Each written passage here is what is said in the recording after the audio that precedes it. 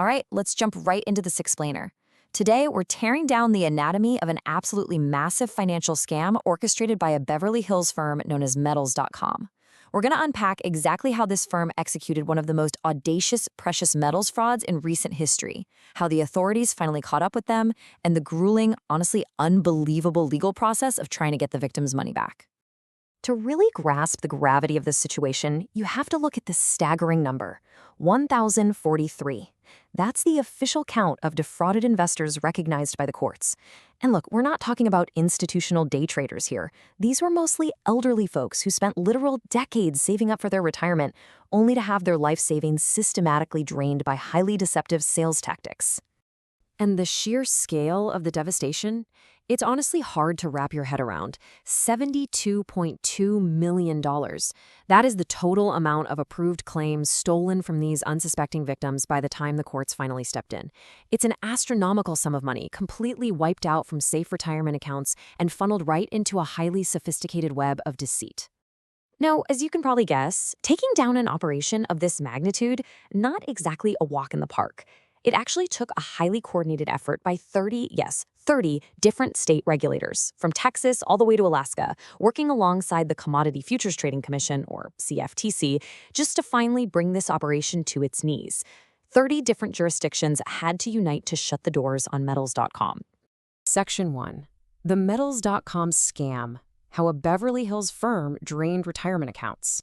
So how exactly did they do it? Well, the mechanism they used was highly calculated. They deliberately targeted seniors holding traditional IRAs. Standard stocks and bonds, strict regulations, standard risk profiles. But the salespeople at Metals.com pushed this massive high-pressure narrative to convince these seniors to liquidate those safe registered securities and move the cash into what are called self-directed IRAs. Now, self-directed IRAs are perfectly legal, and they do allow you to hold alternative assets like precious metals. But here's the catch.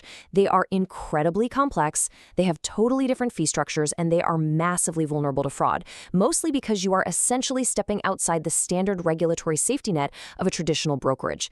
This brings us to a crucial point, perfectly summarized by FINRA in their official investor alert. More choices, more risk. When you expand your retirement investing into these unconventional assets, it suddenly becomes significantly harder to figure out the true costs, the hidden fees, and the long-term tax consequences. Metals.com ruthlessly exploited this complexity, trapping investors in an ecosystem where they had absolutely no idea they were being massively overcharged for the metals they were supposedly dying. Section 2. The regulatory takedown. The net closes in on Metals.com. Okay, so back in May of 2019, the Texas State Securities Board fired the very first major shot, dropping an emergency cease and desist order on the company.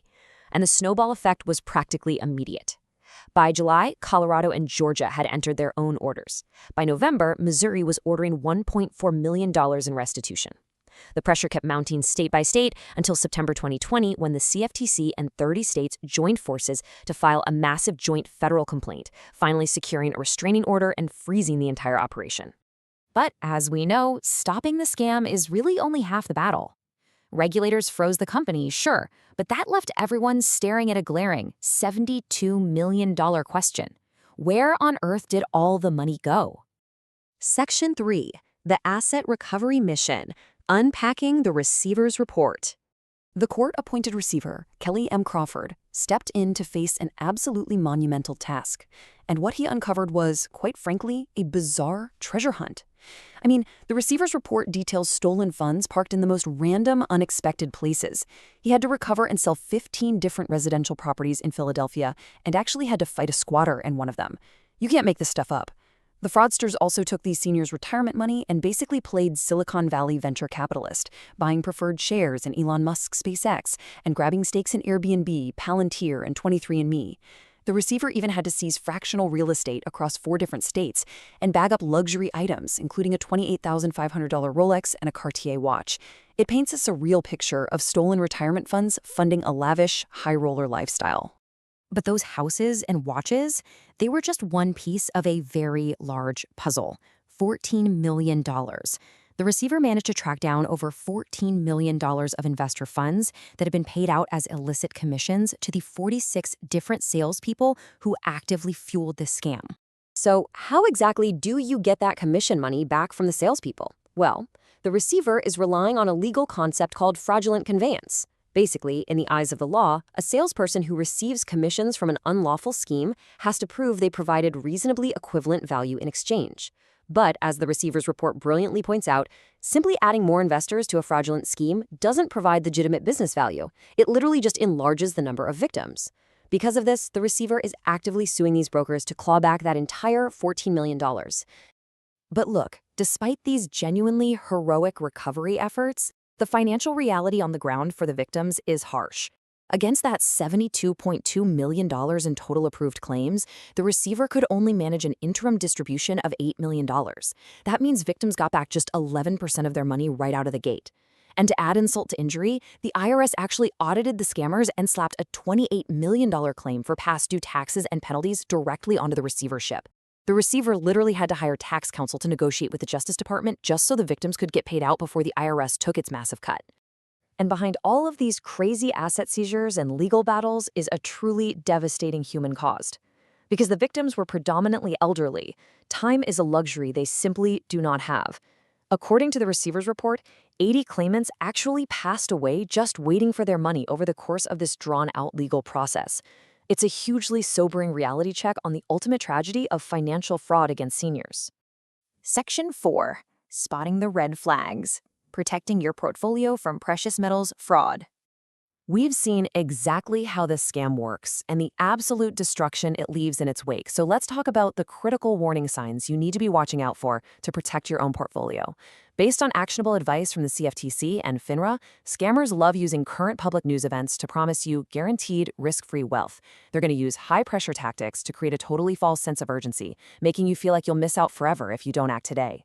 In the precious metal space specifically, you have to watch out for complex financing agreements where you pay a little upfront and then get hit with bogus storage fees from metal that might not even exist. And finally, if a firm explicitly tells you they are not regulated by the CFTC or the National Futures Association, walk away immediately. Honestly, if you take only one single thing away from this explainer, let it be this quote directly from the Texas State Securities Board. Always check to see if a person or firm offering you an investment opportunity is registered to sell securities. It sounds simple, right? But registration means background checks. It means required examinations. It means strict compliance oversight. Verifying the registration of any financial professional you deal with is literally the single most important preventative measure you can take. The Metals.com takedown serves as a pretty powerful reminder of just how vulnerable our hard-earned money can actually be. As scammers keep inventing increasingly complex ways to target retirement funds, using everything from self-directed IRAs to hidden fee structures, it leaves us with one vital question to ponder. Are your investments truly as safe as you think they are? Take a good look at your portfolio today, verify exactly who is managing your assets, and stay vigilant out there. Thanks for joining me on this deep dive.